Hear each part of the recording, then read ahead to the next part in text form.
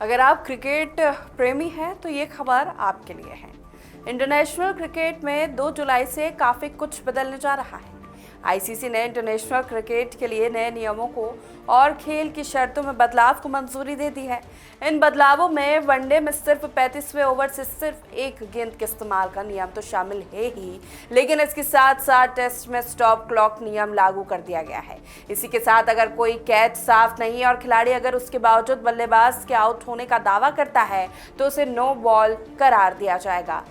किस तरह के और कितने बदलाव हुए हैं, चलिए इस वीडियो के माध्यम से जानते हैं। सबसे पहले बात करेंगे टेस्ट क्रिकेट में स्टॉप क्लॉक की। टी20 और वनडे क्रिकेट में स्टॉप क्लॉक नियम लागू करने के 1 साल बाद आईसीसी ने टेस्ट में भी इसे लागू करने का फैसला किया है।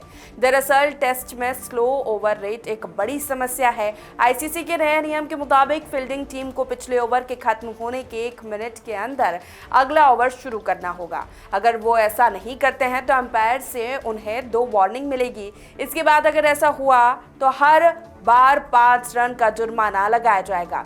80 ओवर के बाद चेतावनी दोबारा रीसेट हो जाएंगी। ये नियम 2025-27 वर्ल्ड टेस्ट चैंपियनशिप में ही लागू है। इसके बाद शॉर्ट रन पर बड़ा जुर्माना। शॉर्ट रन के मामले पर भी बड़ा फैसला लिया गया है। जानबूझकर शॉर्ट रन लेने पर पहले 5 रन का जुर्माना लगता था, लेकिन नए नियमों के मुताबिक बल्लेबाज एक्स्ट्रा रन चुराने के लिए जानबूझकर रन पूरा नहीं करता तो एम्पायर फील्डिंग टीम से पूछेंगे कि वो किस बल्लेबाज को स्ट्राइक पर चाहते हैं। इसके अलावा शॉर्ट रन लेने वाले बल्लेबाजों की टीम पर 5 रन का जुर्माना तो लगेगा ही, लेकिन ये सब तभी होगा जब एम्पायर को लगा हो कि बल्लेबाज का इरादा एम्पायर को धोखा देना या रन बनाना नहीं था। आगे बढ़ेंगे। सलाइवा लगाया तो गेंद नहीं बदलेगी। जी हां, आईसीसी ने गेंद पर सलाइवा लगाने पर बैन लगाया हुआ है, लेकिन बड़ा बदलाव ये हुआ कि अंपायर किसी गेंद पर सलाइवा पाते हैं तो उसे तुरंत नहीं बदला जाएगा।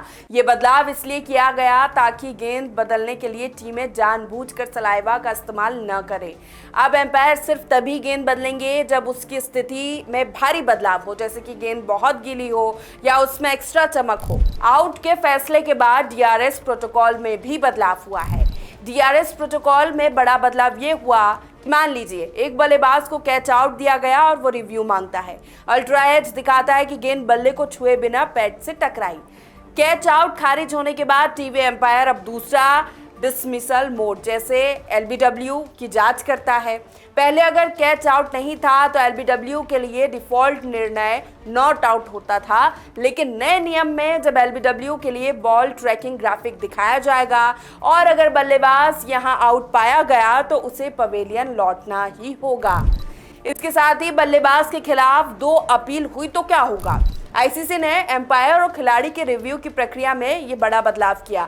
नए नियम के मुताबिक अगर बल्लेबाज पहली घटना में ही आउट हो जाता है तो गेंद डेड हो जाएगी। दूसरे रिव्यू की जांच नहीं की जाएगी। कैच पर भी बड़ा नियम बदला है। एम्पायरों को अगर पता नहीं है कि कैच सही लिया गया है या नहीं, लेकिन टीवी एम्पायर बताता है कि ये नो बॉल थी।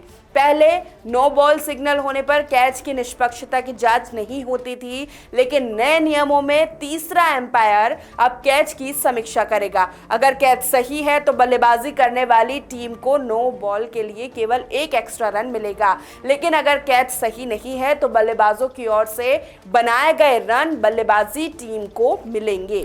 इसके साथ 2 बड़े बदलाव और हुए हैं। आईसीसी ने वनडे क्रिकेट में 35वें ओवर के बाद एक ही नई गेंद के इस्तेमाल की इजाजत दे दी है। इसे अब डेथ ओवर्स में तेज गेंदबाजों को मदद मिल सकेगी। इसके अलावा बाउंड्री पर होने वाले कैच को लेकर भी आईसीसी ने बदलाव किया है। अगर कोई खिलाड़ी बाउंड्री के बाहर से गेंद के साथ किसी भी तरह का संपर्क अवैध माना जाएगा। फील्डर गेंद को बाउंड्री के बाहर से सिर्फ एक ही बार उछालकर कैच पकड़ सकते हैं। आईसीसी के नियमों में जो बदलाव हुए हैं, आपको ये कैसे लगे, क्या विचार है आपके, साझा जरूर करें।